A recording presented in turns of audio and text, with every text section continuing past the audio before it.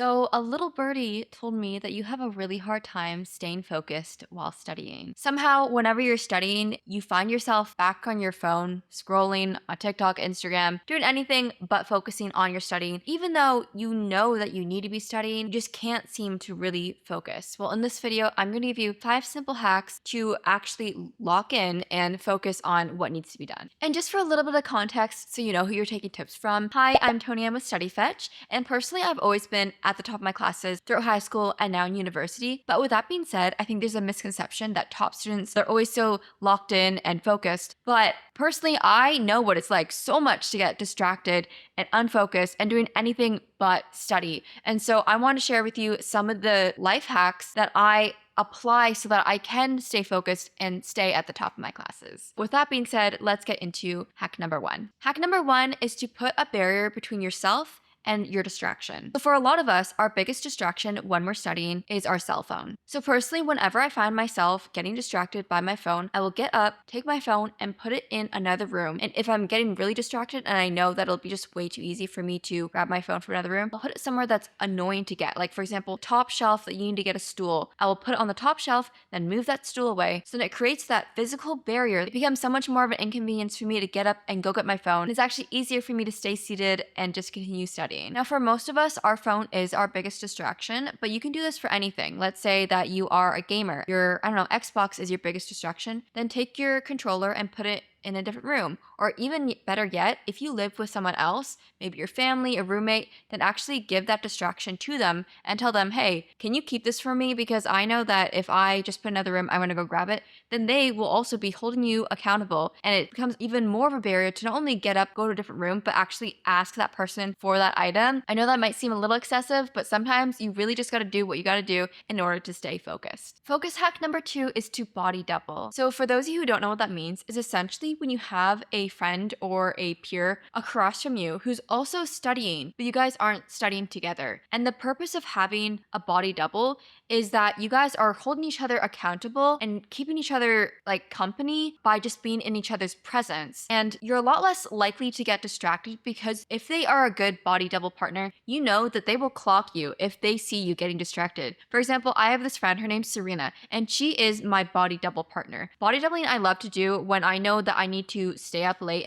and focus and study. I will call up Serena. I'll be like, hey, are you in for a good study session tonight? And she's like, oh yeah, because we always have work to do. And we get together, maybe it's the library, maybe it's one of each other's places, maybe it's a cafe, and we sit down and we study and we don't really interact except for on our breaks. And it's honestly such a great way to just have someone else hold you accountable, be in each other's presence, and honestly make studying a little less like lonely in a sense without actually getting distracted by talking to your friend. So once you find a good body double partner, it honestly really changes the game. Focus hack number three is to switch up your study methods. So earlier today, I came across the quote, too much of anything is good for nothing. What this quote basically means is moderation is key, or if you do something for too long or too much of it, then it comes to a point where it's no longer beneficial. And this honestly can be applied when it comes to studying. For example, let's say you have to study for 3 different classes. One of them, you have to read this many chapters of a textbook. Let's say you read the first chapter or two and you're really focused, great.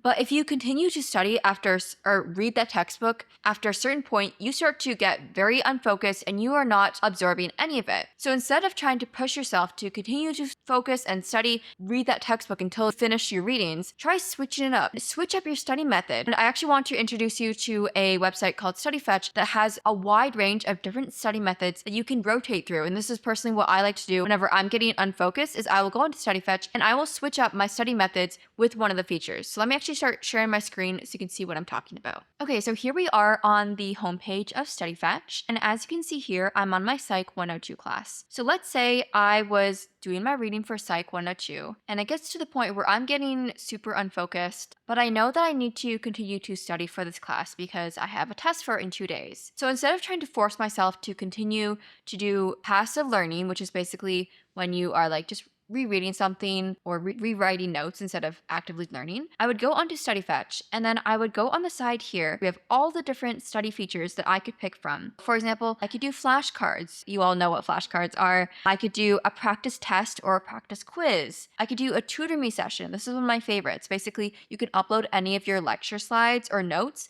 and then Spark.E, which is the AI tutor dog, it will, or he, let me actually give him his right pronoun. He will explain to me exactly slide by slide what the content is. So this is great if there was like a lecture that you missed or you just didn't have a really great professor. Sparky will be that guy for you. Your arcade, this is so much fun. So whenever I really need like a study break, but I can't really afford taking like a real break, or I just want to kind of switch things up and make it more fun, I will create an arcade game. So as you can see here, there are 8 different games that I can create. For example, this one here is like Subway Surfers, and the Jetpack Quiz is like Jetpack Joyride. You just upload any of your lecture notes, lecture slides, honestly any file type, and then StudyFetch will automatically turn it into an arcade game for me, and I can study and play a game at the same time. Literally so mind-blowing and so cool. And then we have Video Explainers. This is essentially where you can upload, again, any of your lecture slides, whatever, and then StudyFetch will turn it into a mini YouTube animated video. It will explain the content. This is really great if you are a visual and auditory learner. And then the last feature that I want to mention is the audio recap feature, where essentially, again, you can upload any of your material. So I'm just going to click a random one here. And then you have the option to create an audio summary, a lecture, a podcast, love the podcast feature, an audiobook, or even into a song. You can also customize it into how long you want it and how comprehensive you want it to be. So personally, I love to listen to a StudyFetch generated podcast when I'm doing other tasks. So let's say I'm doing my dishes, cleaning my room, cleaning my apartment. I'll put on the podcast, listen to it, and it's so fascinating. Hosts of the podcasts are so engaging, and it honestly sounds like I'm listening to 2 real people having a conversation over a podcast. So when you switch up your study methods by going on to StudyFetch and choosing one of the different features, it gives your brain a bit of a break from whatever you're doing before. It kind of breaks that pattern, and it allows you to kind of refocus without actually stopping your study flow and the momentum that you have going. Focus hack number 4 is to set a timer. So I'm sure you've heard of the Pomodoro technique. If you haven't, it's basically a way of studying in cycles where you focus for 25 minutes, then you take a break for 5 minutes, and then you repeat that cycle. And the reason that setting a timer is so great is because it actually gives your brain something to work towards. You know that you're working for just 25 minutes, and then after that 25 minutes, you get a break. And the thing is, those 25 minutes will honestly fly by. Before you know it, you actually get that break. And during that break, get up, go on a walk, stretch your legs, get away from your desk. And then when you're back for those next 25 minutes, your brain is refocused.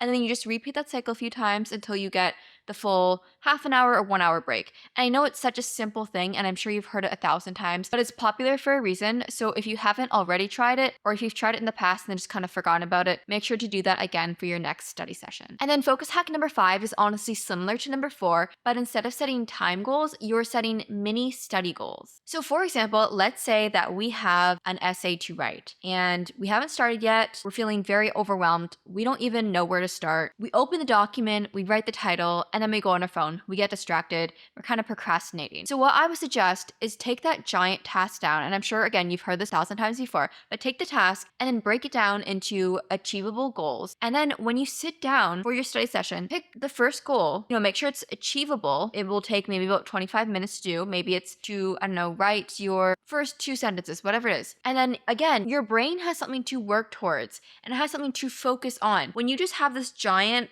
glooming, overwhelming task to work on, your brain has a really hard time focusing on this thing that seems unachievable. But when you have something, a small task or tasks to work towards, a checklist of things to check off, again, your brain has something to work towards and it knows what it needs to focus on. So if recently you have been having a really hard time with focusing on studying and you're just getting distracted all the time, the issue isn't you as a person. The issue is the systems that you probably just don't have in place when it comes to studying. So try implementing 1, 2, maybe all of these things into your study routine and you'll see a big difference in your focus levels. Thank you guys so much for watching this. If you did enjoy it, please make sure to give it a big thumbs up, hit the subscribe and notification bell to get more study tips and motivation throughout the rest of the semester, and we hope to see you in the next one. Bye for now.